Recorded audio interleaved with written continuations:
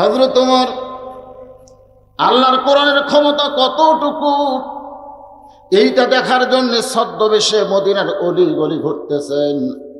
হঠাৎ হযরত ওমর দেখতে পায় দুই পাহাড়ের মাঝখানে বিস্তীর্ণ মরুভূমি।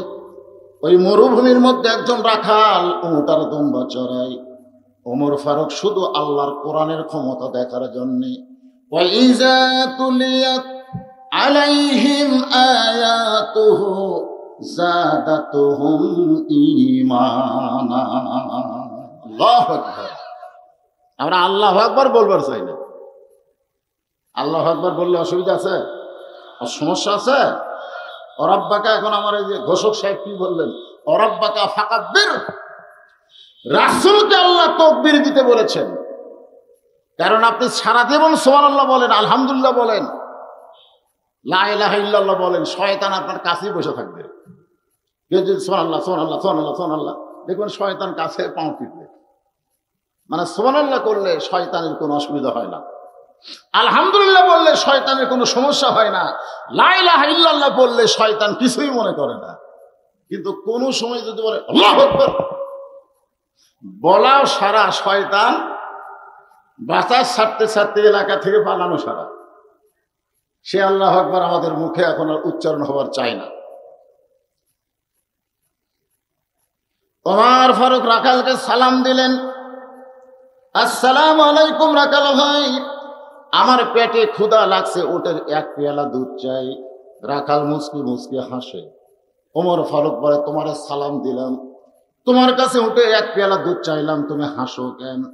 রাখাল বলে, পথিক, তুমি আমারে সালাম দিলেই উটের দুধ চাইলে আমি তোমাকে সালামের উত্তর দিব না, উটের দুধ দেব না।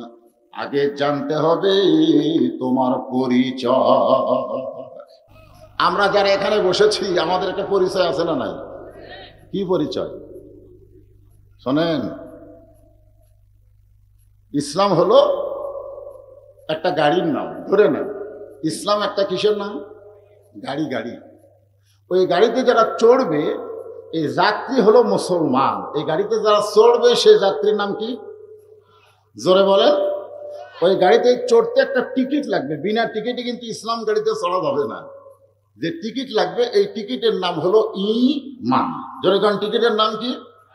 ঈমানের টিকিট নিয়ে মুসলমান যাত্রী হয়ে কেউ যদি ইসলাম গাড়ির ভিতরে পারে না, ইসলাম গাড়ির ভিতরে যদি বসতে পারে, ইসলাম গাড়ি চলতে চলতে চলতে তাকে জান্নাত নামক বাড়িতে পৌঁছে দিবে।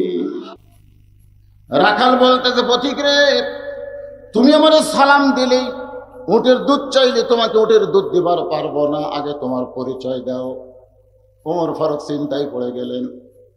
অর্ধ পৃথিবীর খলিফা হইয়া ছদ্মবেশ ধারণ করেছি আল্লাহর কোরআনকে দেখার জন্যে। এখন যদি আমার পরিচয় দেই, তো গুমুর ফাঁস হয়ে যাবে। মরুভূমির ভিতরে গভীর রাত্রে কাঁদতেছেন আবু যর গিফারি। খুঁজতে খুঁজতে ওমর ফারুকের কাছে গিয়ে বলে, আমিরুল মুমিনিন, গভীর রাত্রে সবাই যখন ঘুম পাড়ে আপনি কেন কাঁদতেছেন? ওমর ফারুক বলে, আবু বকর, আমার অতীতের কথা বড় মনে হয়, আমার অতীতের কথা বড় মনে হয়।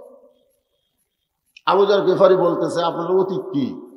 ওমর ফারুক বললেন, অতীতে আমি একটা খালার বাড়িতে রাখালি করতাম। ছাগল চড়াতে গেলে সন্ধ্যার সময় যখন ছাগল নিয়ে আসতাম, আমার খালা ছাগলগুলো দেখে 2-4টা কম। আমার কান ধরে বলতো, ওমর, কয়টা ছাগল নিয়ে গেলে আর কয়টা ফেরত আনলে? আমি আবার দৌড় দিতাম। ওই ছাগলগুলো কুড়ে কুড়ে যখন খালার কাছে জমা দিতাম, খালা আমার মাথার চুল টেনে ধরে বলতো, আজকে যেই ভুল করছো, আগামীকাল যদি একই ভুল করো তোমার রাখালির চাকরি কিন্তু ক্যান্সেল হয়ে যাবে। আমি তখন খালার পা ধরে বলতাম, খালা, আমার রাখালির চাকরি যদি ক্যান্সেল করে দেন আমি থাকবো কোথায়, খাবো কি? যে ওমর একদিন খালার পা ধরে কেঁদেছে রাখালির চাকরি রক্ষা করার জন্যে, আজকে সেই ওমরকে আল্লাহ অর্ধ পৃথিবীর খলিফা বানাইছে। এটা ওমরের যোগ্যতাই নয়, এটা কেবলমাত্র আল্লাহর কোরআনের ওসিলায়। এখন আপনারা বলেন, একটা রাখালকে যদি আল্লাহ অর্ধ পৃথিবীর খলিফা বানায় এই কোরআনের কারণে, তাহলে সেই কোরআনের ক্ষমতা আছে না নাই? কিন্তু আমাদের বাংলাদেশে দেখবেন চোর ডাকাতের কোনো তালিকা নেই। দুর্নীতিবাজের কোনো তালিকা নাই। আমাদের বাংলাদেশে সুদখোর ঘুষখোর, আপনাকে এলাকায় মনে হয় সুদখোর নাই? আছে? সুদখোর ঘুষখোরের কোনো তালিকা নাই। তালিকা হচ্ছে যারা কোরআন নিয়ে আলোচনা করে, আলেম ওলামা। ধরে কোন কথা ঠিক কি না? তাহলে বোঝেন আমাদের বাংলাদেশে কোরআনের ক্ষমতা কি। হ্যাঁ, যিনি কোরআনের লাইব্রেরি বলা হয়েছে, কোরআন হাদিসের লাইব্রেরি, শায়েখ ইব্রাহিম। আপনি যেখানেই কোরআন ধরবেন, যেখানে হাদিস ধরবেন, উনি অনর্গল বলবেন। সেই বুড়া মানুষের হাতেও হ্যান্ডকাপ লাগছে। ধরে কোন কথা ঠিক কি না? কথা কন। এই তো হচ্ছে আমাদের কোরআনের ক্ষমতা। আসলে বাংলাদেশে আমরা যেভাবে কোরআন দেখতেছি, কোরআনকে আসলে সেই রকম। মুসা নবী আল্লাহকে বলেছিল, আল্লাহ তুমি যদি মুসা হও, আমি যদি আল্লাহ হই, আমার কাছে কি চাইবা কও। আল্লাহ বললেন, মুসা তুমি কোনোদিন আল্লাহ হতে পারবা না। মুসা বলতেছে, আল্লাহ তুমিও কোনোদিন মুসা হতে পারবা না।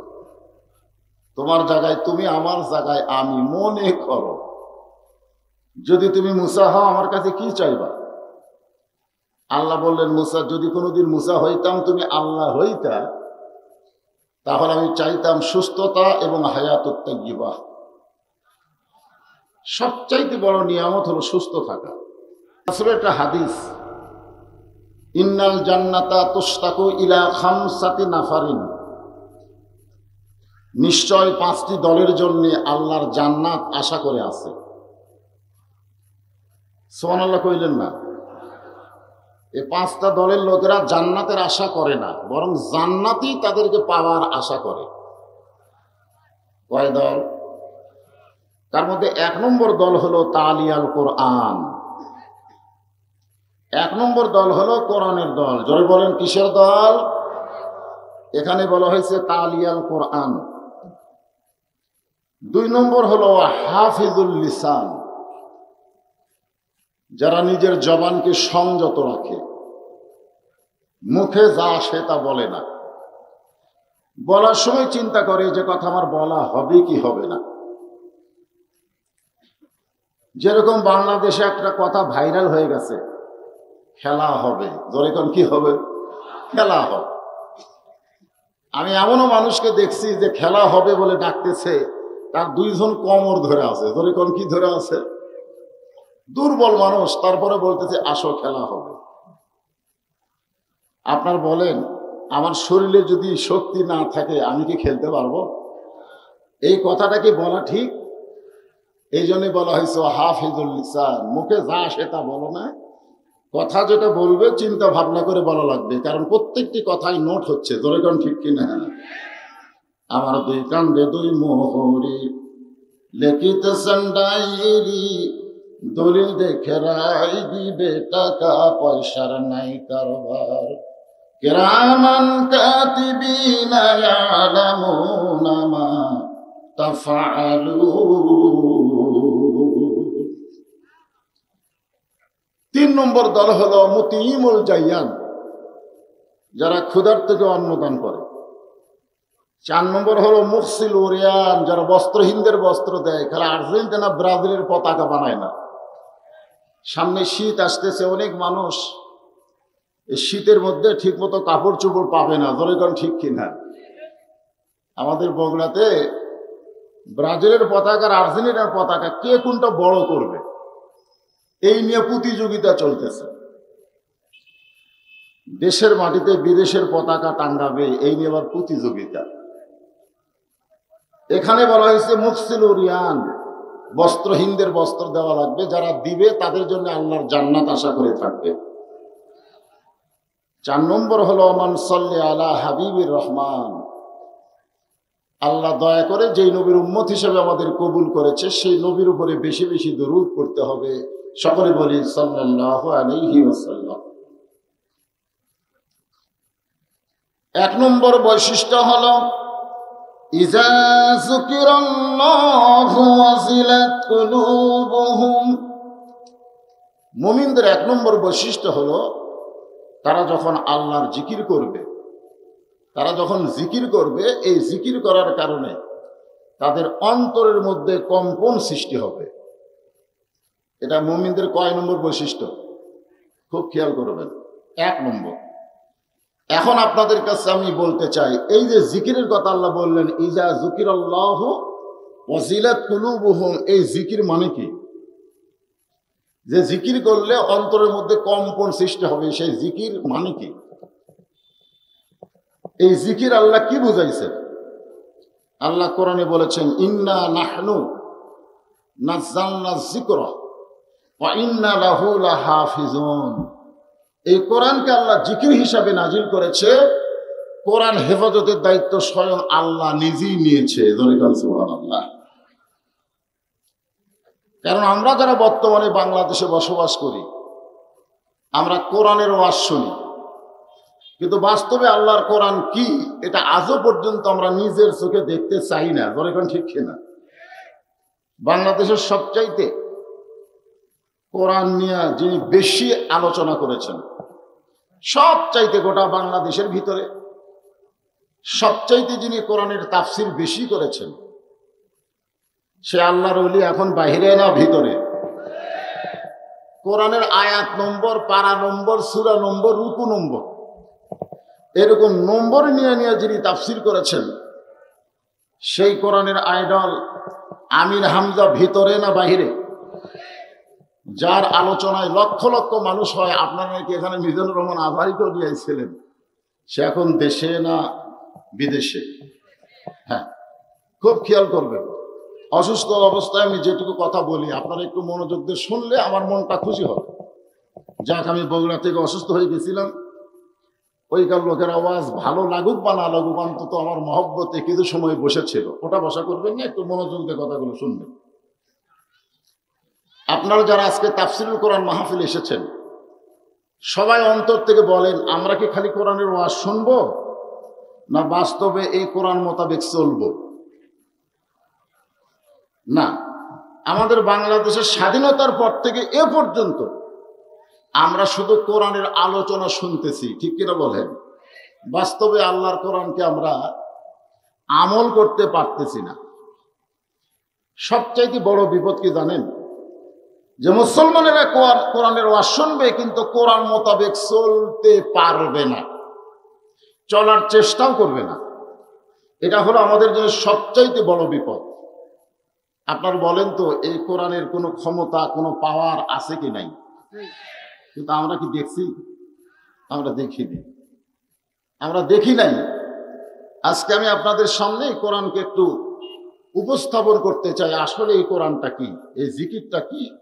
এরপর আল্লাহ বলতেছেন 2 নম্বর বৈশিষ্ট্য, ওয়াইযা তুলিয়াত আলাইহিম আয়াতুহু যাদাতুহুম ঈমানা। এই কোরআনের আয়াত যখন তেলাওয়াত হবে, এই তেলাওয়াতের কারণে ঈমান বাড়বে না কমবে? এই তেলাওয়াত মানে কি? তেলাওয়াত মানে কোরআন পড়া।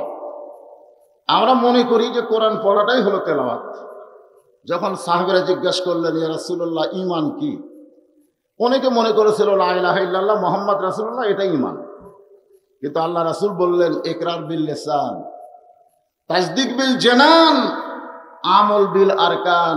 এই 3টার সমন্বয়ে হলো ঈমান। তো কোরআন তেলাওয়াত মানে শুধু কোরআন পড়া না, কোরআন বুঝতে হবে। কোরআন কি করা লাগবে?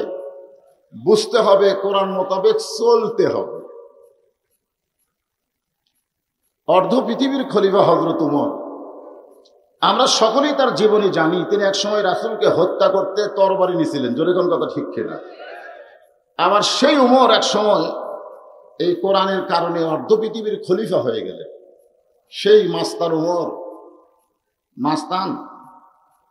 যদি আমাদের এই সময় উমর এরকম হতো, তাহলে উমর ফারুক কোনো কথা বলতে গেলেই সবাই অতীতের রেকর্ড নিয়ে এসে হাজির হতো। অতীতের একটা রেকর্ড, তোমার অতীত কি?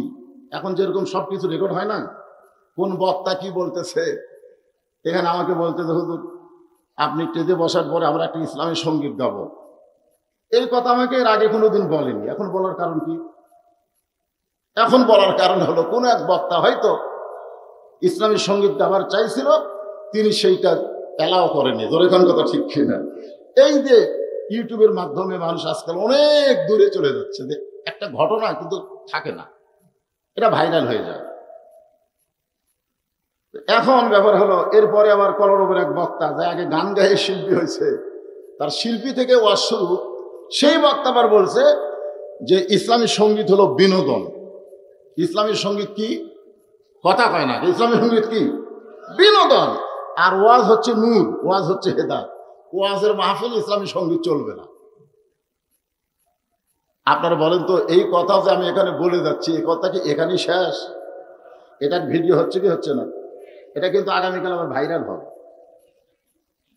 তো এখন হযরত ওমর যখন রাসূলকে হত্যা করার জন্য তরবারি নিছিল, তখন কি ভিডিও ছিল?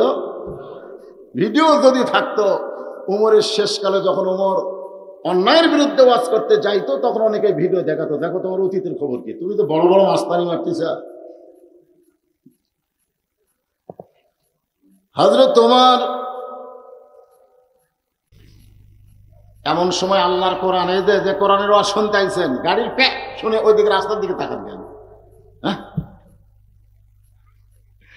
এখন কতগুলো গাড়ির সাউন্ড, একটা হলো পুলিশের গাড়ি, একটা হলো রুগীর গাড়ি। এগুলো গাড়ির সাউন্ড আলাদা না? ধরেন আলাদা কিনা? তো এখন আল্লাহর কোরআন ওমর ফারুকের সামনে এসে বলতেছে, ওমর, রাখাল যখন তোমার পরিচয় চাইছে, তুমি আসল পরিচয় দাও। তুমি যে অর্ধ পৃথিবীর খলিফা, এটা তোমার আসল পরিচয় না। তুমি যে প্রধানমন্ত্রী, এটা তোমার আসল পরিচয় না। তুমি যে এমপি, তুমি যে এসপি, তুমি যে ডিসি, তুমি যে বক্তা, এগুলা তোমাদের আসল পরিচয় না। এগুলো হচ্ছে ভেজাল পরিচয়। ধরে কারণ কি পরিচয়? আসল পরিচয় হলো মিল্লাত আবিকুম ইব্রাহিম ওয়া সাম্মাকুমুল মুসলিমিন।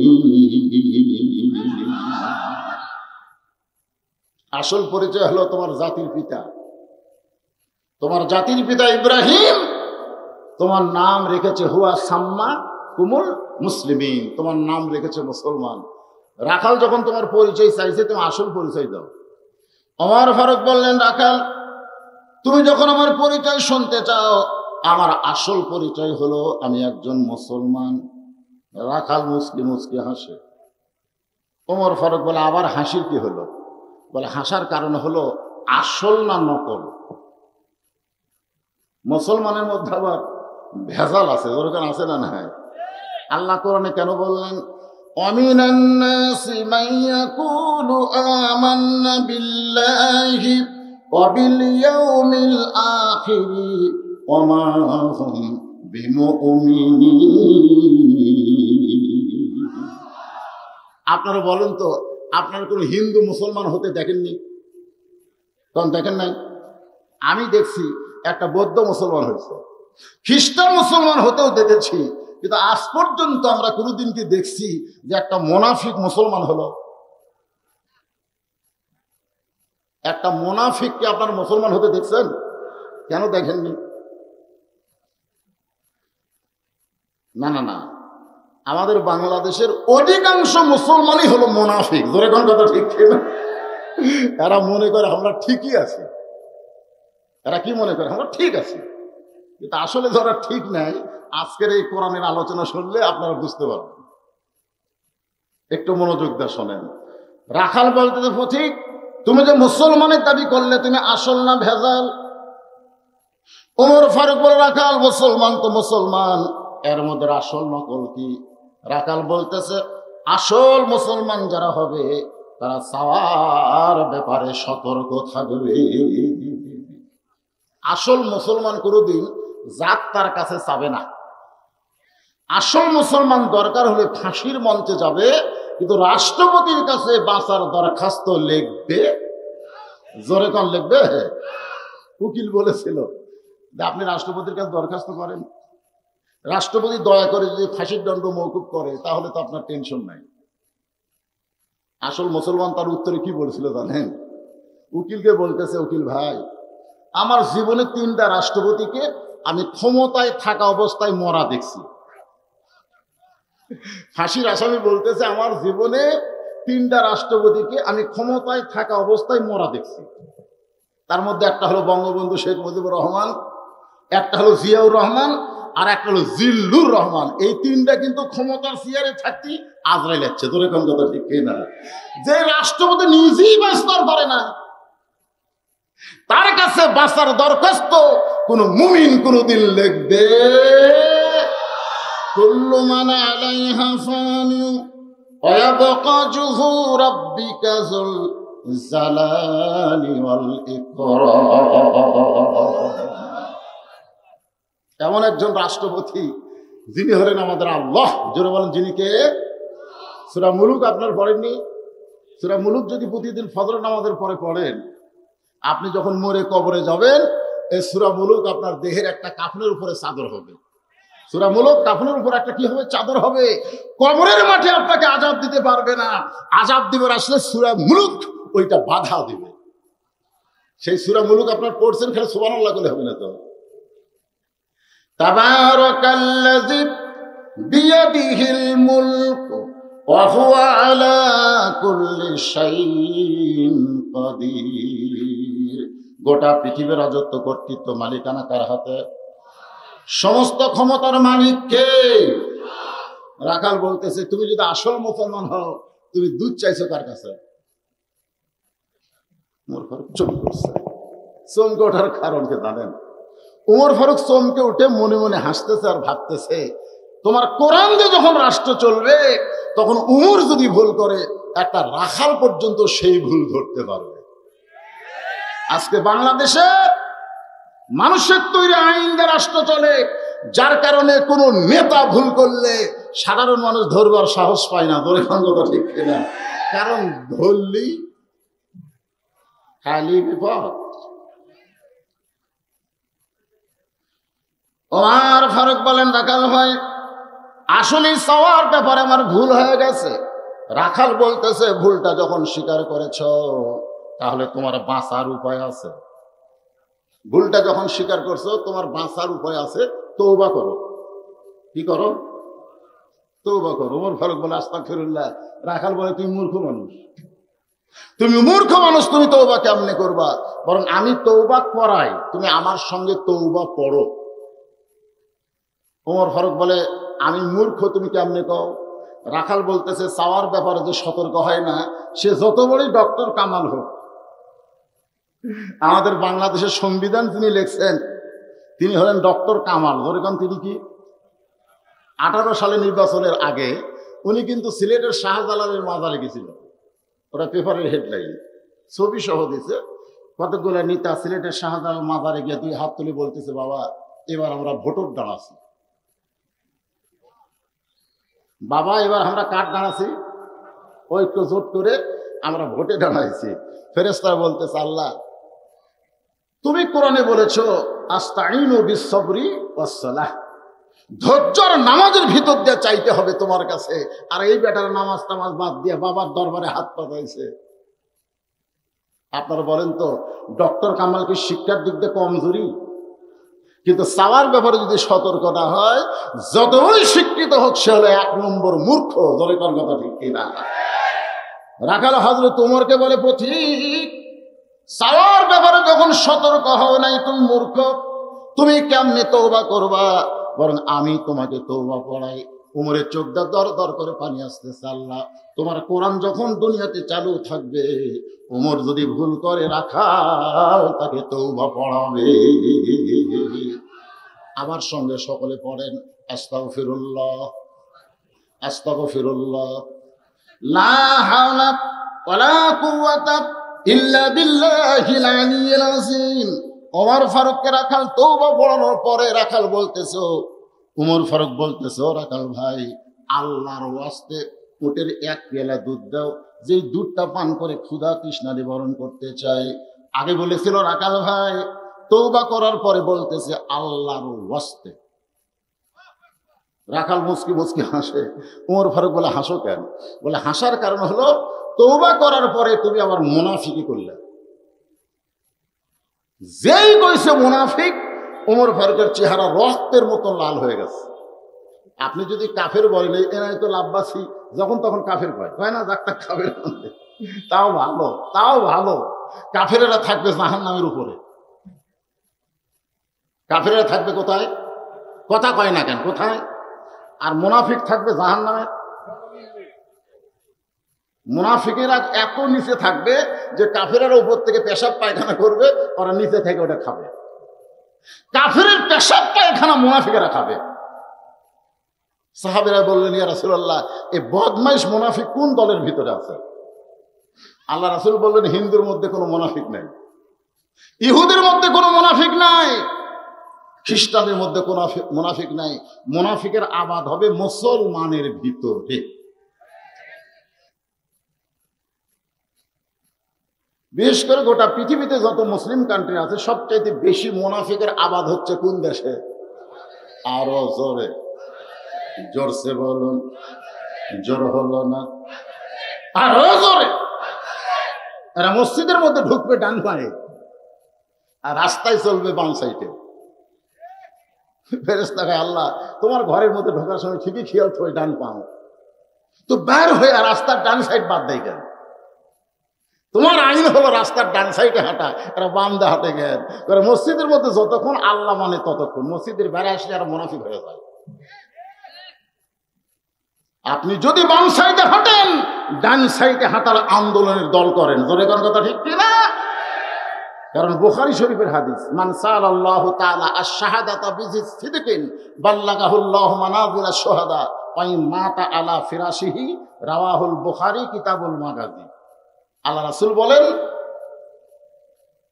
যে হাসরের ময়দানে অনেক বান্দাকে শহীদদের কাতারে দাঁড় করানো হবে যারা দুনিয়াতে শহীদ হয় নাই, কিন্তু ইসলামে আন্দোলন করেছে শাহাদতের তামান্না নিয়ে। তরিকার সুবহানাল্লাহ।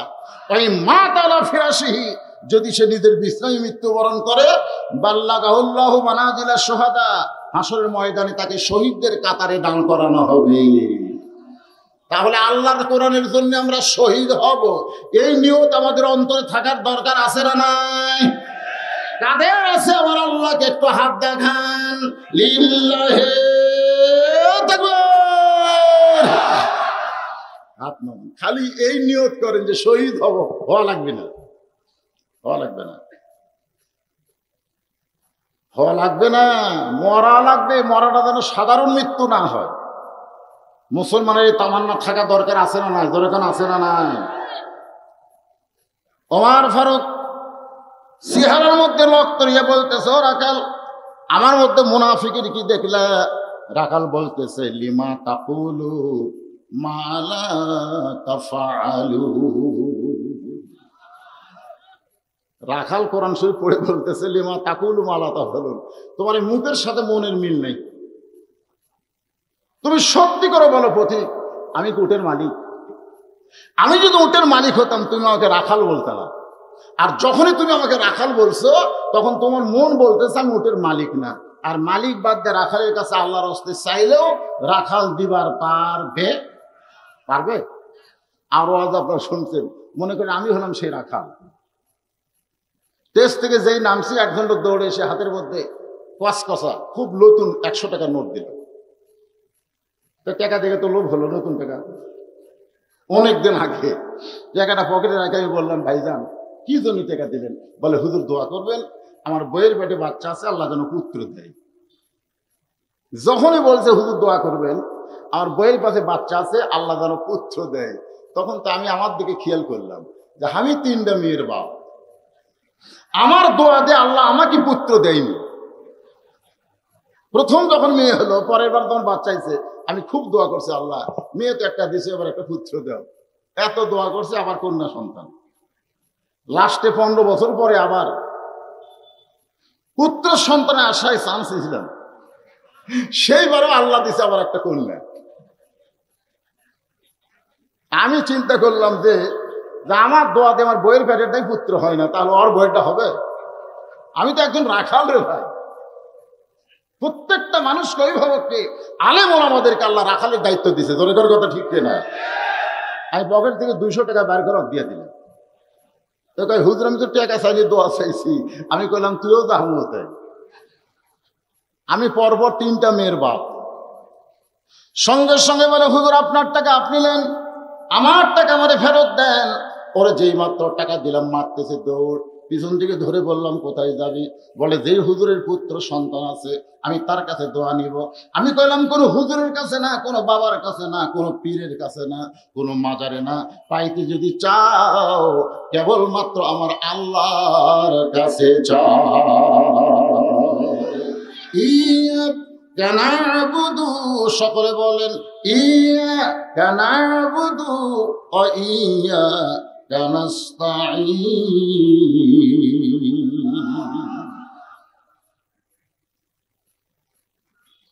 আপনি সত্যি করে বলেন আমি তো উটের মালিক, আমি তো উটের মালিক না হলাম রাখাল, আমার কাছে আল্লাহর হস্তে চায় কাম হবে না। ওমর ফারুক বলে রাখাল তাহলে কি করা লাগবে? বলে এখান থেকে মালিকের বাড়ি, অরিজিনাল মালিকের বাড়ি হলো 10 মাইল দূরে।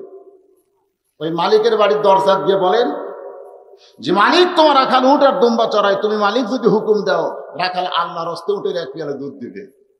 ওমর ফারুক পকেট থেকে 2 টাকা বের করে বলতেছে অত দূর মালিকের বাড়ি যাওয়ার দরকার নাই, বরং তোমাকে 2টা টাকা দিলাম, তুমি আমাকে উটের 1 পেয়ালা দুধ দাও। রাখাল বলতেছে পথিক তুমি হযরত উমরকে চিনো? তুমি হযরত উমরকে চিনো? যে উমর আল্লাহর আইন কোরআন দিয়ে রাষ্ট্র চালায়, সমরের গুপ্ত বাহিনী যদি দূর থেকে দেখতে পায় তুমি আমার 2 টাকা ঘুষ দিছ, আর মালিক বাদ দিয়ে তোমার উটের 1 পেয়ালা দুধ দিলাম, তাহলে তোমাকেও ধরবে আমাকেও ধরবে, এই বয়সে তুমি ধরা পড়বার চাও? ওমর ফারুক বলে রাখাল ভাই আসলে কথা ঠিক, তাহলে চলো আমরা পাহাড়ের গুহায় যাই, তোমারে গোপনে 2 টাকা দিব, তুমি গোপনে উটের 1 পেয়ালা দুধ দিবে, উমরের গুপ্ত বাহিনীও ধরতে পারবে না, তোমার মালিকও জানতে পারবে না। রাখাল চিল্লায় বলে তুমি ভণ্ড, তুমি ভণ্ড, তুমি ভণ্ড। ওমর ফারুক বলে রাখাল আমার মধ্যে ভণ্ডামির কি দেখলে? রাখাল বলে পথিক রে, উমরের গুপ্ত বাহিনী যেখানে দেখতে পায় না, আমার মালিক যেখানে জানতে পারে না, সেখানে রাখালের আল্লাহ দেখতে পায়। লিল্লাহে তাকবীর। সঙ্গে সঙ্গে ওমর ফারুক দৌড় মারছে, এক দৌড়ে পাহাড়ের পাদদেশে যায় নামাজ বিছায়া 2 রাকাত সালাতুল শুকুর, সালাতুল শুকুর 2 রাকাত নামাজ পড়ে আল্লাহর কাছে বলতেছে আল্লাহ তোমার কোরআন এত সুন্দর, তোমার কোরআন এত সুন্দর, আজকে সমাজে তোমার কোরআন চালু আছে বলে না দেখে আল্লাহকে রাখাল কলিজার মধ্যে নিয়ে কেউ না দেখলো আল্লাহ দেখতেছে, এই বিশ্বাসে আমল করতেছে। ধরে কোন সুবহানাল্লাহ। আজকে আমাদের ছেলেরা এই যে 3 টাচ মোবাইল নিয়ে ঘরে, আমাকে বলে হুজুর যুবকদের অবক্ষয় হচ্ছে, অবক্ষয় রোধের ওয়াজ করবেন। আমি কইলাম আমি কেন, স্বয়ং জিবরাইলও যদি ওয়াজ করে। বর্তমানে আমাদের যুবকেরা যে লাইনে গেছে এদেরকে ভালো করার কোনো সম্ভাবনা নাই, জিবরাইলের ওয়াজ দাও ভালো হবে না, একটা আমল দিয়ে ভালো হবে, সেইটা হলো আল্লাহর কোরআন। যদি বাংলাদেশে চালু হয়ে যায়, জোরে কোন কথা ঠিক কিনা? তুমি দেশের মাটিতে বিদেশের পতাকা উড়াবা, তুমি মেসি কাটিং দিবা, তুমি নেইমার কাহিনী দিবা, আর তুমি মুসলমানের মধ্যে থাকবা? যুবক, মেসি নেইমারকে সাংবাদিক প্রশ্ন করেছিল যে বাংলাদেশে আপনার কোটি কোটি ভক্ত আছে, ওরা কয় বাংলাদেশ কি? ওরা কয় বাংলাদেশ কি একটা দেশ, ওরা তাও জানে না যে আর্জেন্টিনায় আজান দেওয়া নিষেধ, যে ব্রাজিলে মুসলমান তাদের ধর্মকর্ম প্রকাশ্য করতে পারে না, আর তোমরা মুসলমানের জন্ম হইয়া, মুসলমানের বাচ্চা হইয়া ওই বিধর্মীদের তোমরা সাপোর্ট করো। রাসূল বলেছেন মান তাশাব্বা বিকওমিন ফাহুয়া মিনহুম, যে জাতকে যে অনুসরণ করবে জাতের সাথে আর হাসর হবে। হ্যাঁ যুবক, একটু খেয়াল করো বাবা। ওমর ফারুক যখন আল্লাহর কাছে কাঁদতেছে, এমন সময় রাখাল পিছনে গিয়া বলতেছে পথিক তুমি যতই কান্দো তোমাকে উটের দুধ আমি দিবার পারলাম না। ওমর ফারুক বলে রাখাল ভাই উটের দুধের কোনো দরকার আমার নাই, তুমি যে না দেখে আল্লাহকে বিশ্বাস করো, আল্লাহর কোরআন অনুযায়ী চলতেছো, এর বিনিময়ে তোমার চাহিদা কি? তুমি আল্লাহর কোরআনকে, আল্লাহকে বিশ্বাস করে আল্লাহর কোরআন অনুযায়ী সুবহানাল্লাহ বল না, তুমি চলতেছো, না দেখে আল্লাহকে কলিজার মধ্যে জায়গা দিয়ে তোমার ঈমান বলতেছে কেউ না দেখলেও আল্লাহ দেখবে। এই যে আল্লাহর কোরআন অনুযায়ী তুমি চলতেছো, তোমার চাহিদা কি? কারণ দুনিয়াতে তোমার ভালো কোনো চাকরি নাই, তুমি একটা রাখালি করো, তোমার ভালো বাড়িও নাই, তোমার ভালো খাওয়াও নাই, তারপরেও তো তুমি আল্লাহর কোরআন অনুযায়ী চলো, এর বিনিময়ে তোমার চাহিদা কি? রাখাল বলতে তো পথিক, আমার চাহিদার কথা যখন শুনতে চান তাহলে শোনেন। আমার চাহিদা হলো রব্বানা, পড়েন রব্বানা আতিনা ফিদ দুনিয়া হাসানাতাও ওয়া ফিল আখিরাতি হাসানা ওয়া কিনা আযাবান নার। উমর ফারুক বলে, আমি তোমার চাহিদার কথা জানতে চাইলাম আর তুমি কোরআনের আয়াত পড়ে শুনালে। রাখাল বলে, পথিক আমার চাহিদা হলো দুইটা, একটা হলো দুনিয়ার সৌন্দর্য, একটা হলো আখিরাত। দুনিয়ার চাহিদা হলো মহামানব হযরত উমরকে আমি এক নজর দেখতে চাই, এটা হলো আমার দুনিয়ার চাহিদা। কেন দেখতে চাই? যে উমর আল্লাহর কোরআন দিয়ে রাষ্ট্র চালানোর কারণে আমার মতন রাখাল না দেখা আল্লাহকে কলিজার মধ্যে জায়গা দেবার পারছি। সেই মহামানব হযরত উমরকে যদি একটা নজর দেখতে পাইতাম, আমার দুনিয়ার চাহিদা আল্লাহ পুরো করত।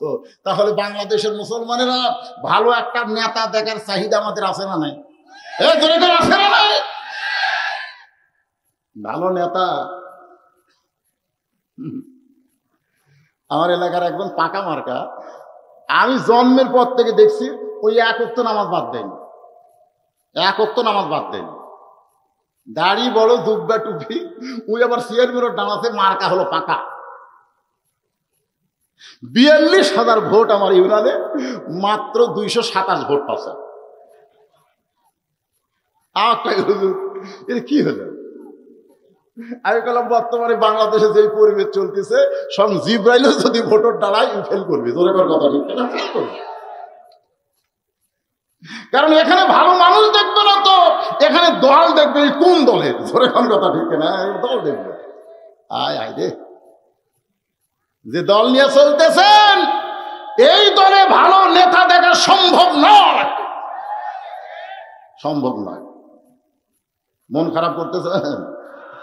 রাখাল বলে, আমার এক নম্বর চাহিদা হলো মহামানব হযরত উমরকে আমি এক নজর দেখতে চাই। আমার 2 নম্বর চাহিদা হলো, আমি রাখাল যখন মরে যাব, অধম রাখালকে আল্লাহ যেন জান্নাত দেয়। ওমর ফারুক দৌড়ে এসে রাখালের হাতটা এরকম খপ করে ধরছে, ধরে কিতাবে আছে 3 বার চুমা খাচ্ছে। রাখাল বলে, আমার ঘামা হাতে তুমি চুমা খেলা, পাগল নাকি? ওমর ফারুক বলে, রাখাল ভাই, চুমা খাওয়ার কারণ হলো তোমার 2 নম্বর চাহিদা আল্লাহ পুরা করছে। মরার পরে তুমি যে জান্নাত পাবে এ ব্যাপারে কোনো সন্দেহ, জোরে বলেন, সন্দেহ নেই। ইন্নাল্লাযীনা ক্বালু রাব্বুনাল্লাহু সুম্মা ইসতাকামু তাতানাজ্জালু আলাইহিমুল মালাইকা আল্লা তাখাফু ওয়া লা তাহজানু ওয়া আবশিরু বিল জান্নাতিল্লাতী কুনতুম তুআদুন। রাখাল মুচকি মুচকি হাসে। ওমর ফারুক বলে, রাখাল হাসো কেন? বলে, হাসার কারণ হলো এতক্ষণ মনে করছিলাম তুমি মূর্খ, তুমি বোকা, কিন্তু এখন দেখতেছি তুমি খুব চালাক। ওমর ফারুক বলে, আমার মধ্যে চালাকি কি দেখলে? রাখাল বলতেছে, মরে গেলে জান্নাত পাবো, এই কথা তুমি সহজেই বললে, কিন্তু হযরত উমরকে এক নজর দেখতে পাবো এই কথা বলতে তোমার কোন জায়গাত বাঁচতেছে? ওমর ফারুক কিন্তু চিন্তা পড়ে গেছে, যে রাখাল আমাকে তওবা পড়াছে, যে রাখাল আমাকে মুনাফিক করছে, যে রাখাল আমাকে ভণ্ড করছে, এখন যদি বলে আমি উমর, বলাও সারা, রাখাল হার্ট ফেল করে মরাও সারা। ধরে কোন কথা ঠিক কিনা? আচ্ছা, হার্ট ফেল করে মরা এই রোগের নাম কি? স্ট্রোক। আমাকে ডাক্তার সাহেব বলছে যে আপনার যে অবস্থা, 1.5 লাখ প্ল্যাটিনাম থাকা লাগবে, সেখানে আপনার আছে মাত্র 39,000। যে কোনো সময় আপনি হার্ট ফেল করবেন, স্ট্রোক করবেন, ওয়াজ বন্ধ করে দেন। তো ব্যাপারটা হলো, বর্তমানে বাংলাদেশে স্ট্রোক করে কিন্তু মানুষ সবচাইতে বেশি মরতেছে। যেরকম ঠিক কিনা? কারণ 80 টাকা কেজি সোয়াবিন কিনবার যায় 200 টাকা, 80 টাকা কেজি সোয়াবিন একটা না 200 টাকা। বাড়ারও তো একটা সাইজ আছে, যেরকম আছে না নাই? পেট্রোল কিনতে 90 টাকা, পরের দিন 3 বাজে দেখে 100।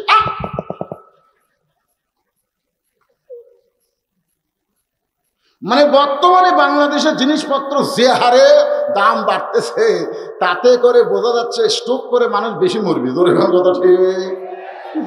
করোনার থেকে বাঁচানোর জন্য বহু চেষ্টা করছে সরকার। আমি সরকারকে অনুরোধ করব, এই স্ট্রোক করে মরা থেকে আপনি একটু বাঁচানোর চেষ্টা করেন, জিনিসপত্র দাম একটু কমায় দেন। কতগুলো নেতারা বলতেছে ইউক্রেন রাশিয়া যুদ্ধ লাগছে, তাহলে তোরকে কোটি কোটি টাকা বিদেশের ব্যাংকে কেন? এই নেতারা ঠিক কিনা বললেন?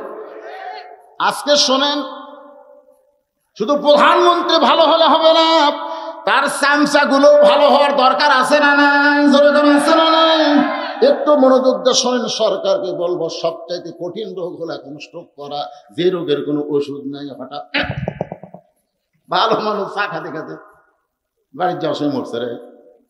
সবাই বলতেছে আমার সাথে বসে চা খালো, কি হয় বলো? খালি বুকো হাত দে। ওমর ফারুক মনে মনে চিন্তা করে, এখন যদি বলে আমি ওমর, বলার সঙ্গে সঙ্গে রাখাল স্ট্রোক করে মারা যাবে, তাহলে কি করব কি করব? এমন সময় আল্লাহর কোরআন ওমরকে বলতেছেন, উদউ ইলা সাবিলি রাব্বিকা বিল হিকমা মাউইজাতিল লিল হাসানা।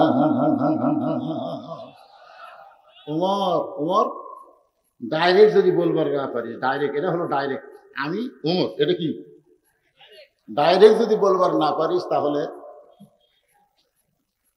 অ্যাঙ্গেলে মার। বর্তমানে বাংলাদেশের যে পরিবেশ, অনেক বক্তা কিন্তু টেজের উপরে নেতার দ্বারা অপমান হচ্ছে। ধরে কোন কথা ঠিক কিনা? আপনারা ওয়াজ খেয়াল করে দেখবেন, ওই যে সমস্ত বক্তাদেরকে টেজের উপরেই নেতারা অপমান করছে, ওই সকল বক্তাদের চাইতে আমি কিন্তু কম বলি না, বরং অনেক বেশি বলি। আপনারা আমার ওয়াজ খালি শুনবেন আর মাথাতে চিন্তা করবেন।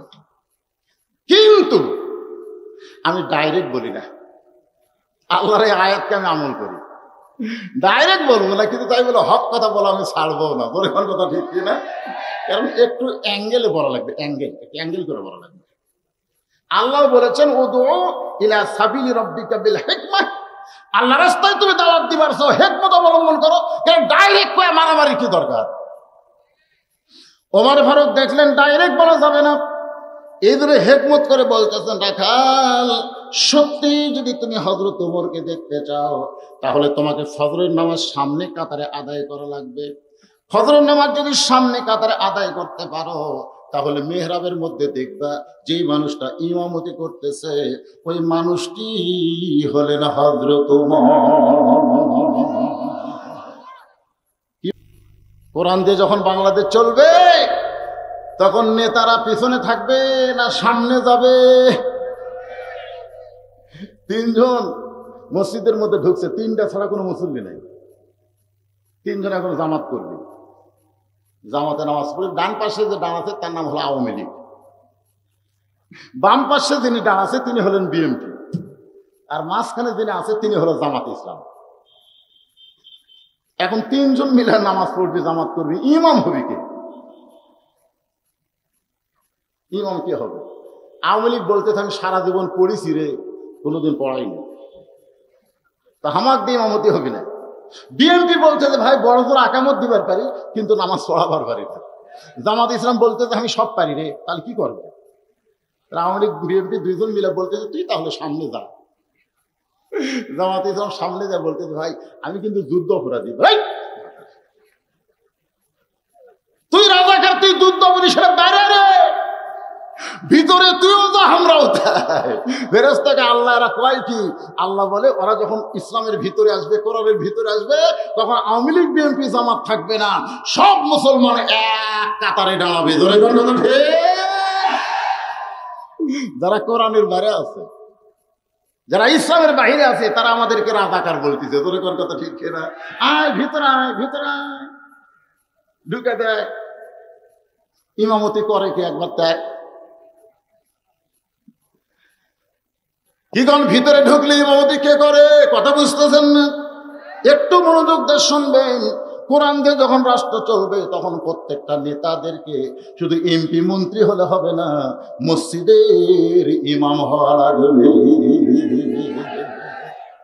রাখালকে কি বলতেছে, সামনে কাতারে যাবা, মেহরাবের মধ্যে দেখবা যে লোকটা ইমামতি করতেছেন তিনি হলেন হযরত উমর। রাখাল ছোট বাচ্চার মতন কাঁদতেছে। উমর বলে, কান্দো কেন? এতক্ষণ তো করে হাসলে, এখন কান্দো কেন? বলে, কান্দার কারণ হলো আমি বারান্দাত নামাজ পড়ি, আমি মসজিদের মধ্যে কোনোদিন ঢুকি না। উমর ফারুক বললেন, ঢোকো না কেন? বলে, না ঢোকার কারণ হলো মসজিদের মধ্যে দামি দামি সাহাবী, ওই দামি দামি সাহাবীর মধ্যে আমি রাখাল কেমনে যাই? আমি একজন সাধারণ রাখাল হইয়া মসজিদের মধ্যে দামি দামি সাহাবী, ওই দামি দামির মধ্যে কেমনে যায়? ওমর ফারুক চোখের পানি বের করে বলে, রাখাল ভাই, তুমি কম দামি আর মসজিদের ভিতরে দামি, এই উল্টা কথা তোমারে কে বুঝাইছে?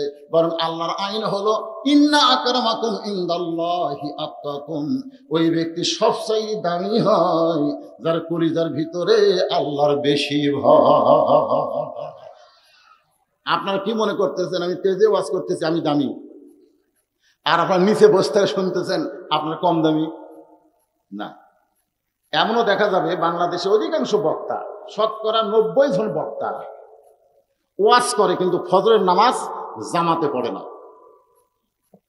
লেগালেন শতকরা 90। কত? এ কথা কর না কেন? আমি কি আপনাকে কথা বলতেছি না আমার কথা বলতেছি? আমার কথা বলতেছি। শতকরা 90 জন বক্তা ফজরের নামাজ পড়লেও জামাতে পড়ে না, আর ফজর যারা জামাত পড়বে না তারা হবে মুনাফিক। জোরে কথা, অনেকজন মুনাফিক কিনা? আমার মতন বক্তাকে হাসরের ময়দানে জিব্বা টানা বের করে কুত্তার মতন, ওই জিবাতে যে মাছ ধরা বসি নাই, ওই বসি ঢুকাই দিয়া ফেরেশতারা টানে টানে জাহান্নামে নিয়ে যাচ্ছে। আপনারা বলবেন, হুজুর হুজুর আপনার ওয়াজ শুনে আমল করে আমরা জান্নাতে যাচ্ছি, আর আপনার টানে টানে জাহান্নামে নিয়ে যায়, খবর কি? আল্লাহ বলতেছে, লিমা তাকুলু মা লা তাফালুন, এই বক্তা ওয়াজ করছে ভালো আমল করেনি রে। আমি তো সিয়ারত বসে থেকে ওয়াজ মারতেছি, আপনার মাটিতে বসে আছেন, আপনারা জান্নাতে যাবেন, আমি জাহান্নামে যাচ্ছি। তখন আপনারা আল্লাহকে বলবেন, আল্লাহ যার ওয়াজ শুনে আমল করে আমরা জান্নাতি হলাম, সেই বক্তাকে কি আপনি জান্নাত দিবেন না? আল্লাহ বলেন, তোমরা যদি চাও, ওয়ালা তাস্তাহি আনফুসুকুম, জান্নাতীরা যদি চাও তোমাদের চাওয়াই আমি বক্তাকে জান্নাত দিয়া দিব। আমার দ্বারা আপনারা জান্নাতি হবেন না, বরং আপনাদের ওসিলায় আল্লাহ যদি আমাকে জান্নাত দেয়। ওমর ফারুক বললেন, রাখাল তুমি বারান্দায় নামাজ পড়ো, তুমি কম দামি, আর ভিতরে যারা নামাজ পড়ে তারা দামি, এই বুঝ তোমারে কে বুঝাইলো? বরং আল্লাহ কোরআনে বলেছেন, ইন্না আকরামাকুম ইনদাল্লাহি আতকাকুম, ওই ব্যক্তি সবচাইতে দামি হয় যার কলিজার ভিতরে আল্লাহর বেশি ভয়। উমরকে যদি দেখতে চাও, সামনে কাতারে ফজরের নামাজ আদায় করা লাগবে। রাখাল বলতেছে, তাহলে আজকে এশার নামাজ পড়ে বাড়ি যাচ্ছি না।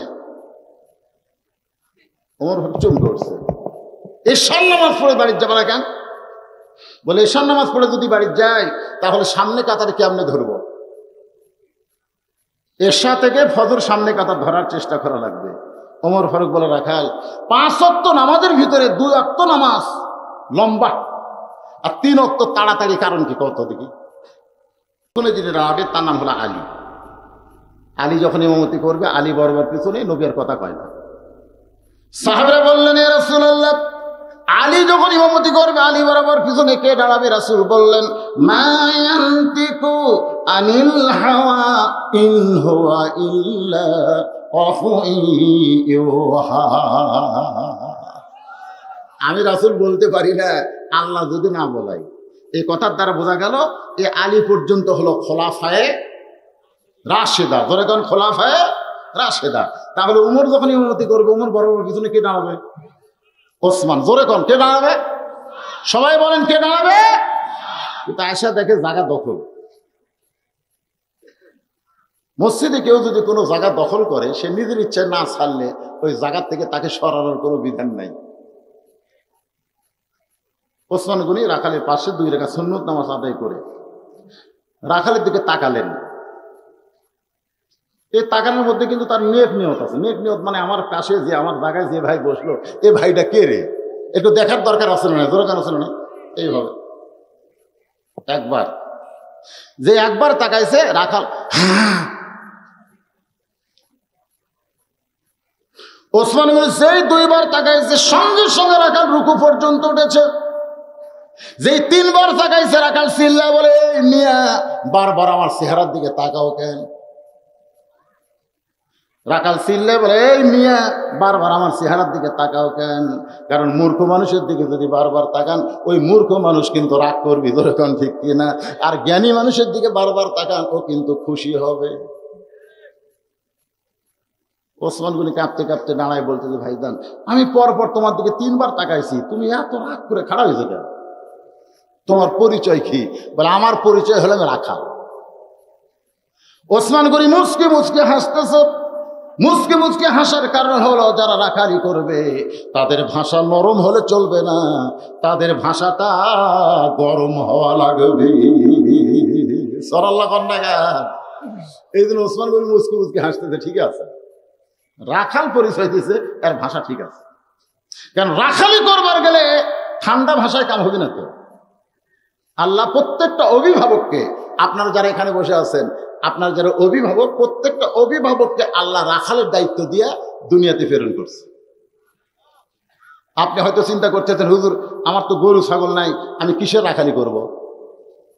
আমার তো গরু ছাগল নাই হুজুর, আমি রাখালি কিসের করবো? আপনি চোখ বন্ধ করে দেখেন, আছে আছে, চোখ বন্ধ করে দেখেন। আপনার বাড়িতে 45 বছর একটা গাভী আছে। গাভীর বয়স হলো 45। গাভীর বয়স কত? আপনার বাড়িতে 22 বছরের একটা আইডিয়া গরু আছে। আপনি চোখ বন্ধ করে দেখেন, 17 বছরের একটা বকনা আছে।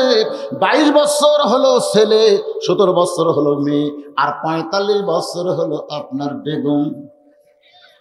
আরে চোখ বন্ধ করে দেখেন তো, এই তিনটাকে আপনার রাখালি করা লাগবে। আপনি মসজিদে এসে নামাজ পড়বেন, বাড়িতে গিয়ে দেখতেছেন আপনার বউ স্টার জলসা জি বাংলা দেখতেছে। আপনি জান্নাতে যাওয়ার পারবেন না যতক্ষণ পর্যন্ত আপনার বউকে এশার নামাজ না পড়াবেন। ধরে কোন কথা ঠিক কিনা? আপনি ছেলে রাখালি করেন, ছেলেটা কেন নষ্ট হয়ে গেল? সারাদিন মোবাইল নিয়ে কেন ঘুরতেছে? আপনার ছেলে কেন ফ্রি ফায়ার পাবজি খেলে? আমার ওয়াজ দিয়ে আপনার ছেলেকে ভালো করা যাবে না। আপনি বাবা হয়ে আপনার ছেলেকে রাখালি করা লাগবে। ধরে কোন ঠিক কিনা? দেখেন আপনার নান্নমান্য খোকা এখন কি হয়ে গেল? ওই যদি মেসি সাঁটতে বাড়ির মধ্যে ঢোকে, ওর মাথার চুল ধরে আপনি নাড়া করে দেবেন, এই শয়তান, এই এটা কিসের ছাঁট রে? ব্রাজিলের পতাকা, আর্জেন্টিনার পতাকা বানালে ওকে আপনি লিল ডাউন করে রাখবেন। লিল ডাউন বোঝেন? 1 পা তুলে খাড়ায় থাকে 1 ঘন্টা। এই শয়তান। হয়তো বলতেছেন, আমার বাবু আর্জেন্টিনার সাপোর্টার, আমার বাবু বাবু খালি মরে দেয়। বাপ বেটা সব বান্ধে জাহান্নামে দিবি। ধরে কোন কথা ঠিক কিনা? জাহান্নামের আগুন থেকে বাঁচতে গেলে একলা বাঁচলে হবে না, আহালদের নিয়ে বাঁচা লাগবে। আপনার 17 বছরের মেয়েটা কি করতেছে? সরকার বয়স দিয়েছে 18-র আগে বিয়ে দেওয়া যাবে না। ওই 13 থেকে ঘুটুমুটু শুরু করছে। ধরে কোন কথা ঠিক? ঘুটুমুটু ঘুটুমুটু কথা। আমি বাংলাদেশ সরকারকে বহু মাহফিলে বলেছি, আপনারা বাল্য বিয়ে বন্ধ করতে পারলেন, কিন্তু বাল্য প্রেম তো বন্ধ করতে পারলেন না। ধরে কোন কথা ঠিক কিনা? বাল্য বিয়ে করা হারাম না, কিন্তু বাল্য প্রেম করা হারাম। আপনারা হারাম চালু রাখছেন আর হালাল বন্ধ করে দিয়েছেন।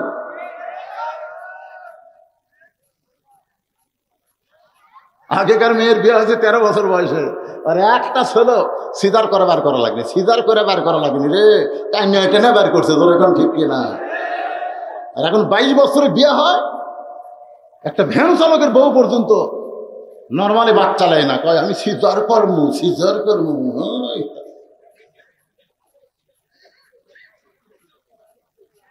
কষ্ট পাচ্ছেন? একটু মনোযোগ দিয়ে শোনেন, আল্লাহর নবী কেমন রাখালি করেছেন একটু খেয়াল করে শোনেন। মাত্র 9 বছরের মেয়ে ফাতেমা ঘরের মধ্যে ঢুকে দেখে হাতে চুরি দিয়ে মুসকি মুসকি হাসতেছে। নবী তো বলতে পারতেন, ফাতেমা এই চুরি হাতে দেওয়ার কারণে তোরে খুব সুন্দর লাগতেছে মা। আল্লাহ নবীর রাখালিটা দেখেন, নবী ঘরের মধ্যে না ঢুকে বারান্দায় চলে আসে। ফাতেমা চমকে গেল, যেই বাবা ঘরের মধ্যে ঢুকে আমাকে মা মা বলে আদর করে, আজকে সেই বাবা কেন বারান্দায় গিয়ে দেখে নবীর চোখ দিয়ে দর দর করে পানি পড়তেছে। কি হয়েছে বাবা, কান্দেন কেন? রাসূল বলেন, ফাতেমা যে দুনিয়াতে সাজবে মা, আল্লাহ তার আখিরাতের সাজ কমায়া দিবে। সঙ্গে সঙ্গে ফাতেমা হাতের চুড়ি খুলে মাটি ফাইলা দিলেন। নবী দৌড়ে গিয়ে চুড়ি দুইটা করে জামার পকেটের মধ্যে ঢুকাইলেন। ফাতেমা বলে, বাবা যেই চুড়ি হাতে দেওয়ার কারণে আপনি কষ্ট পেলেন, ফেলে দিলাম কেন পকেটের মধ্যে ঢুকালেন? রাসূল বলেন, ফাতেমা এই চুড়ি আমাকে যত্ন করে রাখতে হবে মা। ফাতেমা বলে, বাবা কার জন্য যত্ন করবেন? নবী বলেন, ফাতেমা তুই আমার কাছে আয়। যে মেয়ে ফাতেমা কাছে আইছে, নবী কবলে চুমা দে, বলে, মা একদিন তোর নাকে নাক ফুল পরায় দিব। তুই তো হাতে খালি চুরি দিছিস মা, একদিন তোর কানে কানের দুল পরায় দিব, একদিন তোর গলায় মালা পরানো হবে। ফাতেমা বলে, কবে কবে কবে? আল্লাহ নবী বললেন, ফাতেমা ধৈর্য ধারণ করো, যেদিন তোমার বিবাহ হবে মেয়েরা কেবলমাত্র এক ব্যক্তির জন্য সাজতে পারবে মা, সেই ব্যক্তি হলো তার স্বামী। স্বামী ছাড়া অন্য কোনো পুরুষের জন্য মেয়েদের সাজা চলবে। তো তাহলে আপনার 17 বছরের মেয়েটা সারাদিন সাজা গুজা বেড়াই রে। আগে অন্না দিছিল এরকম বুকের ওপর, আগে অন্না বুকের ওপর দিছিল, ছেলেরা দেখবার সেও পায়নি, অন্না দিয়ে ঢাকা তো। এখন অন্না ঘুরে এরকম ঘুরে পিছন দিয়ে গেছে। আমাদের ছেলেদের কোনো দোষ নাই, তো দোষ নাই। আমি মায়েদেরকে বলবো, অকর্ণা ফি বুয়ুতিকুন্না ওয়ালা তাবাররুজনা তাবাররুজাল জাহিলিয়াতিল উলা। রে মেয়েরা, তোমরা ঘরের মধ্যে থাকো, ঘরের বাহির তোমরা হয় না। যদি ঘরের বাহির হও, হেজাব নিয়ে পর্দা নেওয়া হবে। ওই জাহিলি যুগের মেয়েদের মতন সাজগোজ করে বের হওয়ার কোনো পারমিশন মুমিনা নারীর নাই। হুকুম কার? সবাই এক বাক্যে বলেন, হুকুম কার? ওসমান গনি বলতে, ভাইজান আপনাকে তো কোনোদিন সামনে দেখি নাই, আজকে প্রথম দেখতেছি, উদ্দেশ্য কি? রাখাল বলতেছে, উদ্দেশ্য হলো দেখা। আমি বারান্দাত নামাজ পড়ি, আজকে সামনে কাতার দেখার জন্য আইছি। দেখা হলে আগামীকাল থেকে আমার ঠেকা পড়ে না। এত ভিড় ঠেলা সামনে আসা, বার হতে সমস্যা আছে, সমস্যা নাই। দেখবেন অনেক মানুষ কিন্তু মসজিদে আযান দেওয়ার সাথে সাথে আসে, কিন্তু মসজিদের মধ্যে ঢোকে না। আমি কইলাম, কে ভাই সবার আগে আইছেন, ভিতরে ঢোকে সামনে কাতার দরকার, ঠেলা আছে হুজুর। নামাজ পড়ে সালাম ফিরাই, কিছু সুন্নত নফলে দাঁড়ায়, তখন আমরা বার হবো কি করে? এই জন্য শেষ আগে আইছি, শেষে দাঁড়াবো, সালাম ফিরালি বের হয়ে যাবো, বার হতে যেন কোনো সমস্যা না হয়। রাখাল বলতে, আজকে শুধু দেখার জন্য আইছি, দেখা হলেই চলে যাবো, আর কোনোদিন সামনে কাতার আসবো না। ওসমান গনি বলে, ভাইজান দেখতে পাবেন, তার গ্যারান্টি কি? রাখাল বলতেছে, আমার চোখের পাওয়ার ভালো। ওসমান গনি বলতেছে, কয়েক বছর হলো সামনে কাতারে নামাজ পড়ি, এখন পর্যন্ত আমার দেখা হইল না। কয়েক বছর হলে সামনে কাতারে নামাজ পড়ি, এখন পর্যন্ত দেখতে পাইলাম না। রাখাল দেখতে চাই হযরত উমরকে, আর ওসমান দেখতে চাই নামাজের মালিক আল্লাহকে। আপনারা হয়তো ভাবতেছেন, হুজুর নামাজের মধ্যে নামাজের মালিক আল্লাহরে দেখা যায়?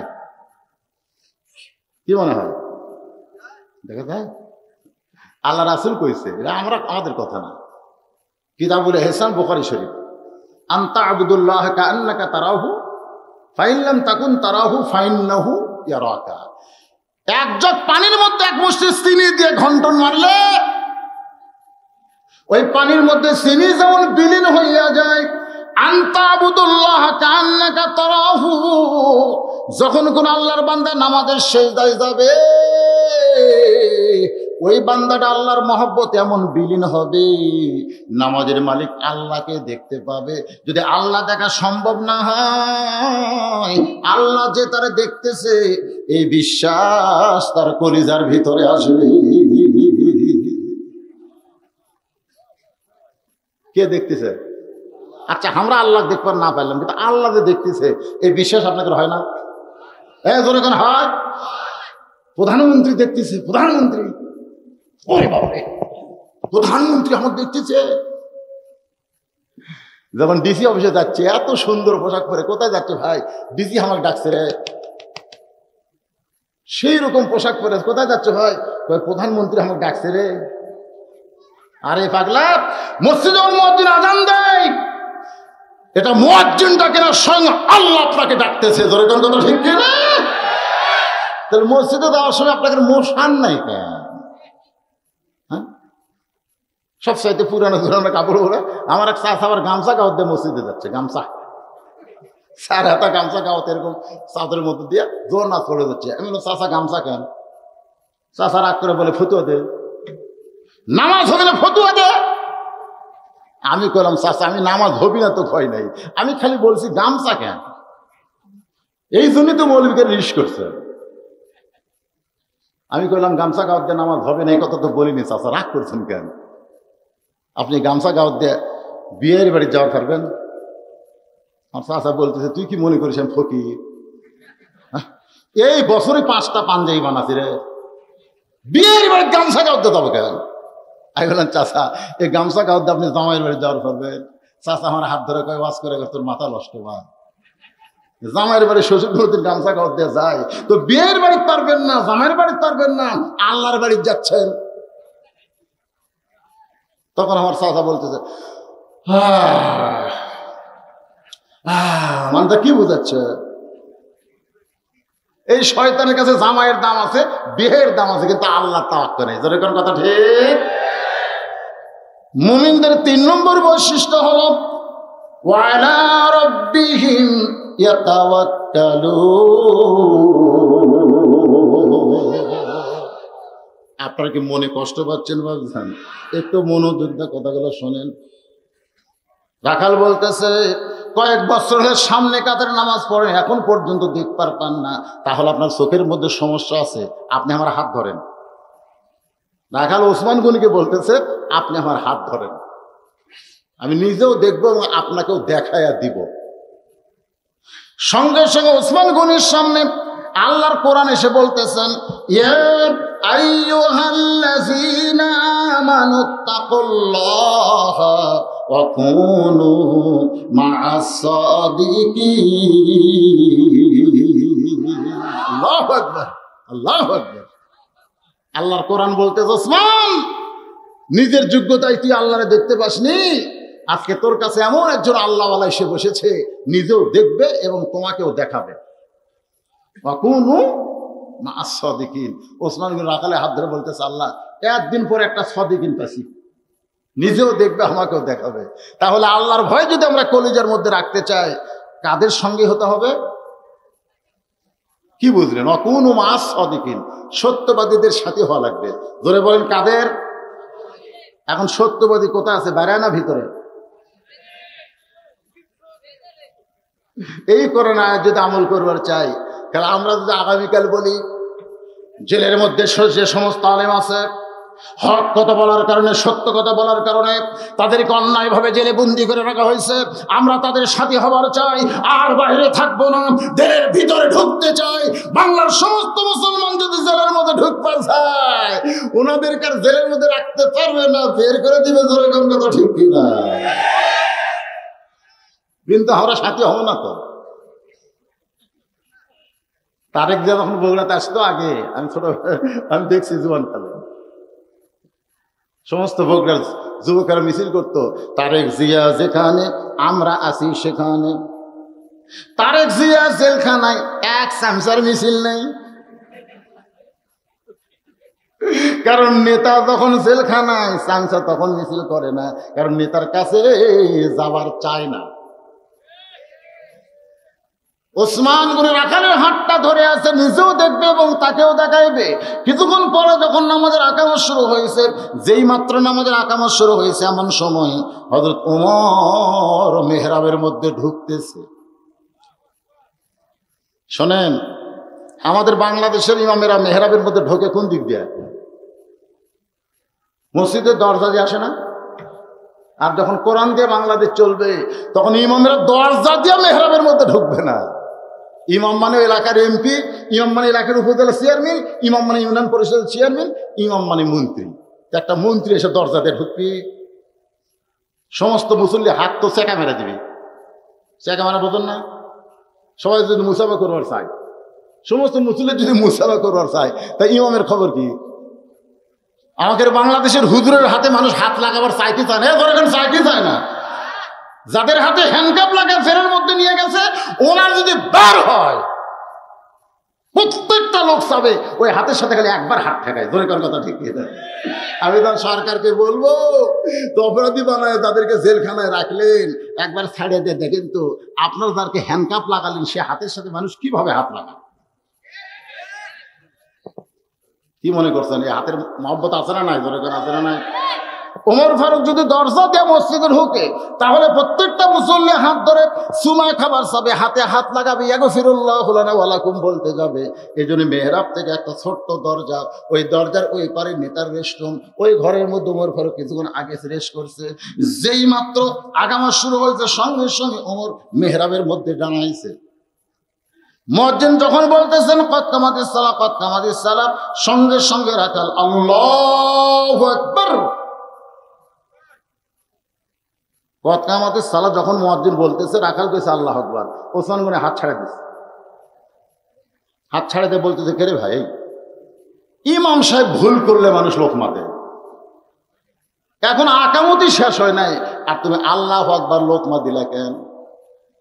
রাখাল বলতেছে এই জন্যই তো তুমি কানা, দেখবার আসা তুমি দেখবার পাও না মিয়া, কি জন্য লোকমা দিলাম তুমি জানো না? এই কথা সেই মাত্র বলেছে দ্বিতীয় কাতারের একজন সাহাবী দৌড়ে এসে রাখালের হাতটা ধরে হেঁচকা টান দেয়, বলে এই পাগল, কার সঙ্গে বেয়াদবি করতেছিস? তুই যারে কানা কানা বলতেছিস এই মহামানবকে তুই চিনিস? ইনি হলেন আল্লাহর নবীর ডবল জামাই ওসমান গনি। রাখাল ফোঁপায় ফোঁপায় কান্দে, রাখাল কান্দে। এই জন্যই তো বারান্দায় নামাজ পড়ি, মসজিদের ভিতরে ঢোকার সাহস কোনোদিন পাই নাই। বারান্দায় নামাজ পড়ি আমি একজন রাখাল, মসজিদের মধ্যে দামি দামি সাহাবী, এদের ভিতরে আমি কেমনে যাই? কিন্তু ওই পথিক আমার সর্বনাশ করছে। ওমর ফারুকের দিকে এভাবে আঙ্গুল তুলে বলতেছে ওই পথিক আমার সর্বনাশ করেছে। ওই পথিক আমারে কইছে উমরকে যদি দেখবার চাও তাহলে সামনে কাতারে দাঁড়াইলে মেহরাবের মধ্যে যাকে দেখবা তিনি হলেন হযরত উমর। শুধু উমরকে দেখার জন্যে আজকে সামনে কাতারে আইছি ভাই, কিন্তু উমরের জায়গায় যদি পথিককে আমি দেখতে পাই তাহলে তোমরাই বলো আমি কি করব? আমি আল্লাহু আকবার লোকমা দিয়া ওই পথিককে মেহরাব থেকে সরাই দিব, ওই জায়গায় উমরকে আমি এক নজর দেখতে চাই। হাজার হাজার সাহাবীরা কান্দে, সমস্ত সাহাবী যখন মসজিদের মধ্যে কাঁদতেছে রাখাল চিল্লায় বলে বারান্দায় নামাজ পড়া ভালো, এই ভিতরে কেন কান্দা কান্দি শুরু হয়ে গেল? ওসমান গনি বলে রাখাল ভাই, ভিতরে কান্দা কান্দির কারণ হলো তুমি যারা পথিক পথিক বলতেছ, তুমি যারা পথিক পথিক বলতেছ তিনি হলেন হযরত উমর। গাছের গোড়া কাটলে গাছটা যেমন ঠাস করে পড়ে যায়, রাখাল তেমনি পড়ে গেলেন মসজিদের মেহরাবের ভিতরে, কাটা মুরগির মতন ছটফট করে আর কান্দার বলে আমিরুল মুমিনিন, আমি আপনাকে তওবা পড়াইছি, আমি আপনারে মুনাফিক কইছি, আমি আপনারে ভণ্ড কইছি, এত কথা বলেছি গো ওমর, আপনি অধম রাখালকে কিছুই বলেননি।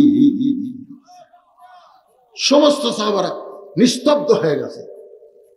আল্লাহ রাসূল বলেছে আমার পরে কেউ যদি নবী হতো লাউ কানা উমর। উমর যে রাস্তা দিয়ে যায় শয়তান 40 দিন যায় না, আর সেই উমরের সামনে কি কয় আমি আপনার তওবা পড়াইছি, আমি আপনার মুনাফিক কইছি, ভণ্ড কইছি, অধম রাখালকে আপনি কিছুই বলেননি। সঙ্গে সঙ্গে উমর ফারুক ওই পড়ে যাওয়া রাখালকে এক টানে উঠাইয়া বুকের মধ্যে নিয়ে কপালে একটা চুমা খা।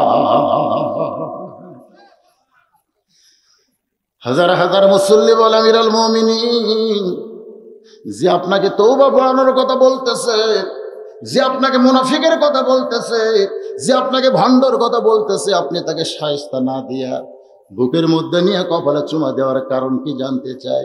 ওমর ফারুক বললেন সাহাবীরা রে, এত কথা রাখালের হজম করার পিছনে কারণ হলো আমি তদন্তে গিয়ে রাখালকে দেখিনি, রাখালের ভিতর আমার আল্লাহর কোরআন দেখতে পাই। মুমিনদের বৈশিষ্ট্য হলো শুধু কোরআনের ওয়াজ শুনবে না, কোরআনকে আমল করতে গিয়া কোরআনের দল করবে। কোরআনের দল করতে গিয়া যদি জেলে যাওয়া লাগে যাবে, ফাঁসির মঞ্চে যাওয়া লাগে যাবে। বাংলাদেশের জমিনে শুধু আর্জেন্টিনার পতাকা নয়, ব্রাজিলের পতাকা নয়, কলেমার পতাকা পথ পথ করে উড়াবে। আল্লাহ যেন আমাদের সকলকে তৌফিক দান করে। সকলে বলে আমিন।